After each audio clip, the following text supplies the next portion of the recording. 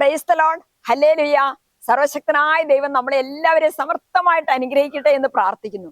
ഇന്നും നമ്മൾ പഠിക്കുന്ന തിരുവചനം വിശുദ്ധ ലൂക്കായുടെ സുവിശേഷം 5-ാം അധ്യായം 32-ാമത്തെ വചനമാണ്.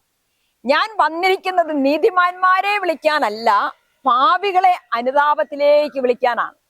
ഈശോ വളരെ ശക്തിയുക്തം പറയുന്ന ഈ വചനം ദൈവം ആരാണ് എന്നുള്ളതിന്റെ വ്യക്തമായ സൂചനയാണ്. അതായത് നിയമജരും പരിസേയരും ഒക്കെ ദൈവം പാപികളെ സ്നേഹിക്കുന്നില്ല, പാപികളുടെ നാശമാണ് ആഗ്രഹിക്കുന്നതെന്ന് ചിന്തിക്കുകയും അത് പറയുകയും ഒക്കെ ചെയ്യുമ്പോൾ ദൈവത്തിന്റെ ഹൃദയം, പാപികളോടുള്ള ദൈവത്തിന്റെ സ്നേഹത്തിന്റെ കാത്തിരിപ്പിന്റെ ഹൃദയം ഈശോയുടെ വാക്കുകളിലൂടെ തെളിയുകയാണ്. വചനത്തിൽ നമ്മൾ കാണുന്നു, വിശുദ്ധ ലൂക്കായുടെ സുവിശേഷം 15:13 അവൻ ദൂരത്തേക്ക് പോയി, അവൻ ദൂരദേശത്തേക്ക് പോയി. അതായത് എല്ലാ സുഖവും തേടി, എല്ലാ സ്വാതന്ത്ര്യവും അനുഭവിക്കാൻ വേണ്ടി പോകുന്ന ഒരു പുത്രൻ. ഇത് തന്നെയാണ് ഏദൻ തോട്ടത്തിൽ നമ്മൾ കാണുന്നത്. പിതാവിന്റെ എല്ലാ കൽപ്പനകളും ലംഘിച്ച് ആദ്യ മാതാപിതാക്കള് സുഖത്തിന്റെയും ലോകത്തിൻ്റെതായ അരൂപിയിലേക്ക് പോകുന്നു.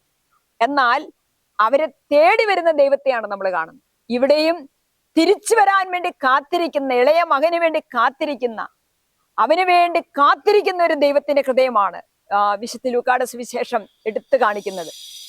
നാം പാപം ചെയ്ത് ദൈവത്തിൽ നിന്ന് അകലുമ്പോഴും നമ്മളെ തള്ളിക്കളയാതെ നമ്മുടെ തിരിച്ചുവരവിന് വേണ്ടി ഏറെ സ്നേഹത്തോടെ കാത്തിരിക്കുന്ന ആ ദൈവത്തിന്റെ പക്കലേക്ക് കടന്നു വരാനായിട്ട്, ദൈവസ്നേഹമാണെന്നും പാപികളെ അവിടുന്ന് തേടുന്നുവെന്നും പാപികൾക്ക് വേണ്ടി കാത്തിരിക്കുന്നുവെന്നുമുള്ള വലിയ ഒരു പഠനം, വലിയൊരു സന്ദേശം ഇന്ന് നമുക്ക് എല്ലാവർക്കും ദൈവം തരികയാണ്.